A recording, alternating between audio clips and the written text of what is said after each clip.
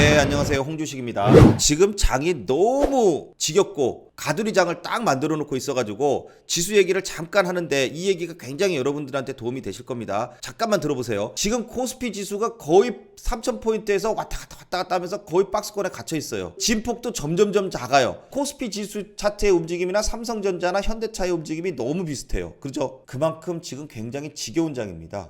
예, 수익 내기 굉장히 어려운 장이고요. 그렇다고 뭐 큰 손실 나는 건 없는데 상당히 지금 수익 내기가 어려운 장이죠. 자, 수급이 지금 전부 다 테마주 쪽으로만 넘어가고 있습니다. 자, 그렇게 될 거라고 지금 저는 계속 얘기를 드리고 있었죠. 왜냐면은 지금 11월 달, 12월 달에 들어오신 투자자들은 그나마 조금 수익 중이에요. 그런데 1월 달에 들어오신 투자자들은 지금 사실 수익이 날 수도 있고 아니면 마이너스일 수도 있어요. 그런데 대부분이 1월 달에 들어오신 분들이 많아요. 12월 달 막판부터 1월 달에 들어오신 분들. 왜냐면 돈 벌었다는 얘기를 옆집 누가 앞집 누가 돈 벌었다는 얘기를 듣고 나서 나도 해볼까 그러고 들어왔다는 거예요. 돈을 언제 벌었어요? 개인 투자자들은요, 지난 8월 달까지 돈 못 벌었어요. 8월 달, 9월 달, 10월 달까지 못 벌었어요. 그리고 나서 11월 달, 12월 달 돼서 돈을 벌었습니다. 이때 폭발적으로 올라갔어요. 그러니까 누가 돈 벌었다는 얘기 듣고선 1월 달에 딱 들어온 거예요. 그런데 들어오니까 딱 물리죠. 이렇게 폭발적인 시세가 나는 거는요, 제가 주식 생활 20년 하면서 처음 봤습니다. 그래서 삼성전자나 현대차가 막 하루에 10%씩 20%씩 움직이는데 그런 현상은 정말 몇 년에 한 번 나오는 현상이다. 그 얘기를 자꾸 드리는 거예요. 그래서 지금은 지겨워도 그냥 들고 있을 수밖에 없다라는 겁니다. 자, 언제까지 들고 있을지는 그건 몰라요. 자, 그런데 한 가지 이걸 보여드릴게요. 지난 2008년도에 2000포인트 갔던 지수가 단 몇 개월 만에 금융위기가 와서 1000포인트 이하로 깨졌어요. 이때 지구가 진짜 멸망하는 줄 알았어요. 삼성전자가 이날 하한가를 갔습니다. 하한가. 삼성전자 하한가 가는 거는 생전 처음 봤어요. 장중에 삼성전자가 하한가를 갔는데, 자, 여러분, 삼성전자가 만약에 하한가 가는 거를 여러분들 주식하다가 혹시라도 보게 되면은 정말 어떻게 해야 될 것 같아요? 있는 돈 없는 돈 달러빚을 내더라도 다 갖다 찍어야 돼요. 그냥 속된 말로 집 팔아서 찍는다고 할 정도예요. 삼성전자 하한가 가면은요, 그때가 우리나라 최저점이라고 보시면 됩니다. 작년 3월 달에 팬데믹 현상이 나왔을 때 지수가 1500이 깨져가지고 다들 이때 생각한 거예요. 주식을 오래 하신 분들은 2008년도에 1000포인트 깨졌는데, 야, 요번에 1000포인트 깨지면은 삼성전자 하한가 가면 삼성전자에다가 그냥 몰빵 해놓고 1년만 딱 기다려보자. 그러면 몇 배 수익이 난다. 안전빵으로 딱 그렇게 생각하고 있는데 안 오더라고요. 근데 1500포인트, 1400포인트 깨졌을 때가 저점인 거는 알았어요. 물론 삼성전자는 크게 떨어지진 않았습니다. 학습 효과가 있으니까. 그렇다면 여러분 봐요. 자, 이때 2년 동안 거쳐가지고선 이만 2배가 올라갔어요. 1400에서 3200까지 약 2배가량이 딱 요번엔 1년 만에 올라갔어요. 근데 이때는 2년 걸려서 올라갔어요. 그래서 제가 이렇게 2달 만에 올라간 게 극히 드문 일이다 라고 이제 말씀을 드리는 거예요. 그런데 2008년도 금융위기 때 올라가고 나가지고 무려 7년을 횡보를 했습니다. 박스권을 만들었어요. 그래서 우리나라 주식이 정말 재미가 없었습니다. 앞으로 이제 3000포인트, 이때는 이제 2000을 중심으로 해서 2000포인트 시대였어요. 2000을 중심으로 해서 2000 몇 배까지 갔다가 또 좀 떨어지면 한 1800까지 떨어졌다 이제 이랬어요. 그럼 지금도 마찬가지예요. 자, 3200 갔다가 2800 갔다가 뭐 이렇게 되겠죠. 그래서 떨어지면 2800까지도 떨어질 수 있다는 얘기가 나오는데, 2800까지 떨어진다 그러면은 어떻게 해요? 더 사야죠. 땡큐하고 사야죠. 예, 겁내지 말고 2800 간다 그래가지고 쫄 필요가 뭐가 있어요. 다시 올라올 텐데 기다리면. 다 올라왔어요. 이때도. 그쵸? 항상 역사는 반복되고 주식시장은 반복이 됩니다. 단지 기간이 짧냐 긴냐 그 차이예요. 자, 그렇다면은 지금은 그냥 들고 계시면 돼요. 그런데 들고 있으면서 버티는 종목이 있고요. 그냥 내려가는 종목이 있습니다. 많이 올라간 종목은 지수가 조금만 떨어져도 많이 떨어집니다. 자, 그게 바로 지금 2차전지 관련주가 그래요. 자, 2차전지 관련주들 좀 이따 말씀드릴 거고요. 자, 먼저 카카오부터 보도록 하겠습니다. 만약에 지수가 떨어져서 좀 변동성이 있게 되면 카카오나 네이버 이 두 종목이 저는 다음번 상승 확률이 더 제일 높을 거라고 지금 보고 있어요. 자, 그렇다면은 카카오랑 네이버 둘 중에 어떤 거 하시겠습니까? 돈이 있으시면 둘 다 하시면 됩니다. 네, 그런데 한 종목을 굳이 택하라면은 어떤 거를 택해야 될까? 그것은 4월 15일 이후에 결정이 된다. 왜냐? 4월 15일 날 카카오가 액면 분할을 하니까, 액면 분할을 하고 나서 4월 15일 날 액면 분할을 하게 되면은 주가가 조금 떨어져요. 항상 그랬어요. 왜냐? 막연하게 그렇다 그러는 게 아니라 액면 분할하게 되면은 5대1로 액면 분할하죠. 주식 수가 5배가 많아져요.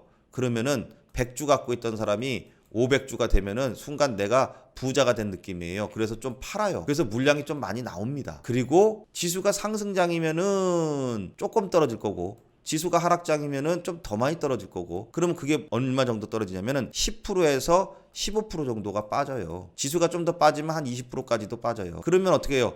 요런 자리에서 분할 매수로 싹 잡아드리면은 그다음부터 쫙 하고 또 올라갑니다. 아셨죠? 바로 요거예요. 자, 그럼 네이버도 지금 40만원 언덕에서 계속 40만원 할래다 말고 그러죠. 이러다가 한번 뚝 떨어질 거예요. 그러면 저 어떻게 해요? 전저점 35만원 오면 사면 돼요. 그러면 또 반등 나와요. 근데 여기서 40만원 돌파해서 나는 무지하게 들고 가겠다. 조금 그거는 아닌 것 같아요. 물론 여기서 해가지고 이렇게 뚫고 이렇게 계속 간다고요? 그거 못 가요 지금 이제. 예. 왜냐? 지수가 좀 살아나 줘야 그렇게 갈 수 있는데, 그나마 네이버랑 카카오는 미래에 대한 성장성이 많아요. 그래서 주가가 떨어지면 반등할 가능성이 높다는 거예요. 그리고 횡보 기간이 길면 길수록 어떻게 돼요? 상승력은 더 좋습니다. 자, 이 정도 상승했으면 많이 올랐어요. 그죠? 28만 원짜리가 40만 원까지 갔으니까 많이 올랐죠. 그러고 나서는 어떻게 해요? 조정을 또 보여야지 또 가요. 그 대신 떨어지지 말고 최소 35만원권은 유지를 시켜주면서 박스권을 만들어주면 또 한번 급등이 나올 수 있습니다. 자, 그렇다면은 그 급등 나오는 것은 언제 나올지 몰라요. 그러니까 내려오면은 사요. 내려오면. 그리고 올라가면 팔아요. 그렇게 해야 수익을 이렇게 챙기고, 또 내려오면 사고, 올라가면 팔고 챙기고, 그냥 들고 있는 게 능사는 아닙니다. 지금은 그런 타이밍이에요. 지금은 그냥 들고 있을 때는 작년 3월달 얘기고요.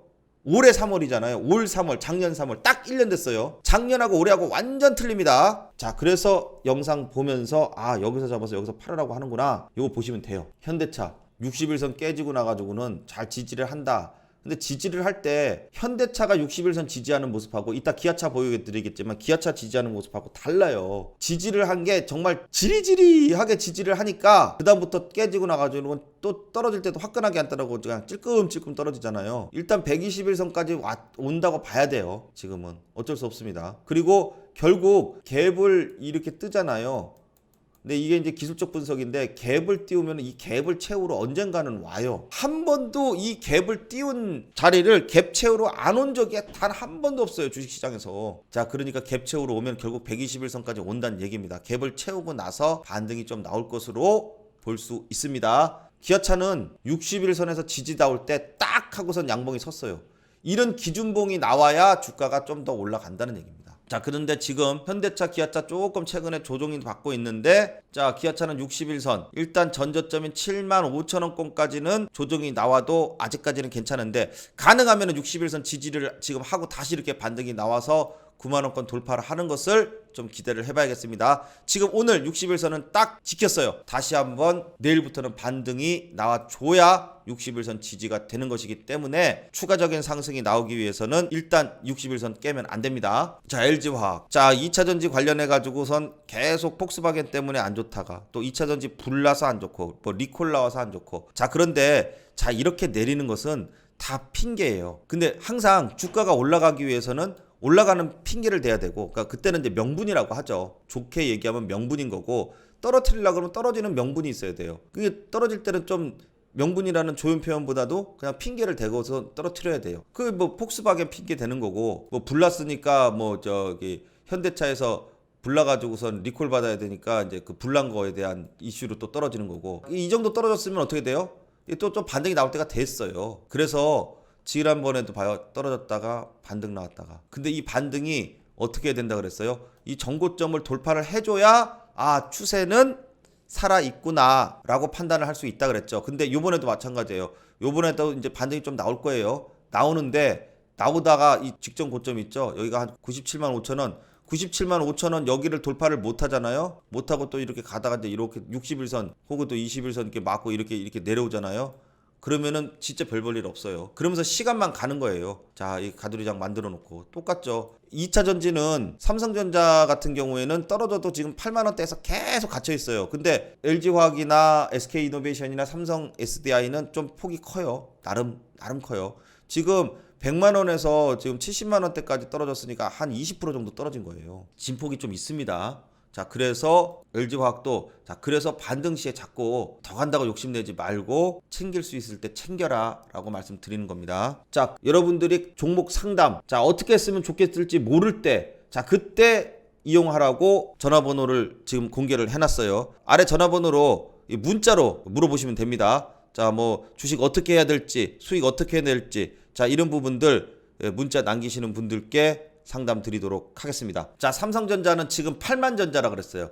지난번에 삼성전자가 작년 봄에 5만 원, 6만 원 갈 때 앞으로 8만 원 갈 거예요. 8만 전자가 될 거예요. 제가 그렇게 설명을 드린 적이 있었어요. 8만 원까지 오게 되니까 더 갈 것 같아. 그래서 10만 전자 될 거예요. 그랬어요. 그 생각이 나네요. 갑자기 이게 8만 원대 지금 2달째, 석 달째 머물러 있으니까 야, 진짜 8만 전자가 됐구나. 지금은 별로 안 좋은 의미의 8만 전자예요. 그죠? 갇혀 있어요. 더 이상 움직이는 것도 없고 한데 자, 그래도 삼성전자가 지수를 컨트롤하는 종목이기 때문에 자, 이 8만 6천 원 돌파해야지만 시세는 다시 한번 10만 원을 트라이하러 갈 건데 참 답답하죠. 자, 그렇지만 제가 서두에 말씀드렸듯이 그냥 답답해도 버텨야 됩니다. 예, 지금은 뭐 방법이 없어요. 그렇다고 삼성전자가 뭐 계속 떨어질 거냐 그런 거는 아니기 때문에 자, 여기를 지금 버티고 있는데 뭐 반도체 관련해서는 품귀 현상이고 반도체 부족해서 못 구하고 지금 삼성전자 계속해서 오스틴 공장 전 세계 글로벌 쪽으로 공장 늘려가지고 반도체 계속 찍어내고 있죠. 돈 잘 법니다. 요번에 아마 깜짝 서프라이즈 나올 거예요. 1월 1분기 1, 4분기 깜짝 서프라이즈 이제 3월달 말 4월달 되면 나오겠죠. 분명히 돈 많이 벌었을 겁니다. 그러면은 돈 많이 버는 거 아니까 살살살살살 올라가다가 딱 서프라이즈 하면서 빵 터져야 되는데 그렇게 되기가 지금 않은 것 같아요. 왜냐?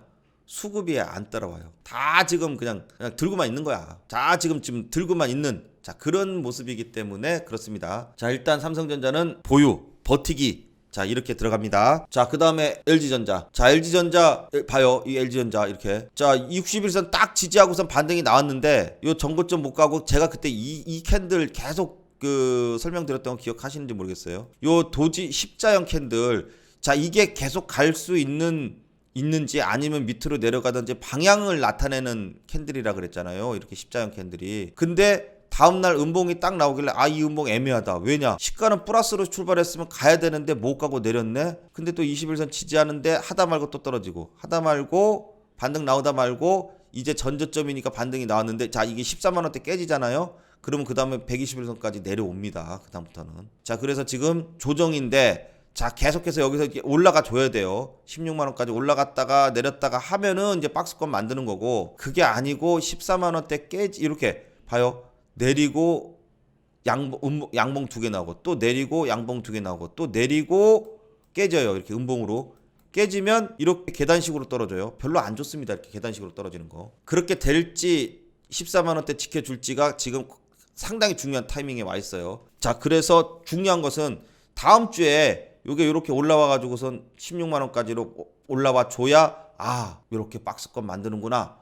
이렇게 지금 버틸 수가 있는 겁니다. 자, 지금 LG전자는 변곡점이 생길 수 있는 직전에 와 있다. 자, 그래서 14만 원대가 깨지면 추가 하락이 나올 수 있으니까 어떻게 해야 된다? 생각을 하셔야 된다. 이겁니다. 자, 그리고 아니면 16만 원대를 버텨서 올라가게 되면은 박스권 만들고 다시 16만 원대 돌파하게 되면은 자, 그 다음에 17만 원, 자, 전고점 19만 원까지도 바라볼 수 있다. 자, 일단 지금은 관망, 보유. 자, 그리고 저점을 깨냐 고점 돌파냐 자, 이것을 봐야 되는 타이밍이다 라고 말씀드리겠습니다. 자, 오늘 영상은 여기까지 하겠습니다. 다음 시간에 또 좋은 내용으로 찾아뵙겠습니다. 감사합니다.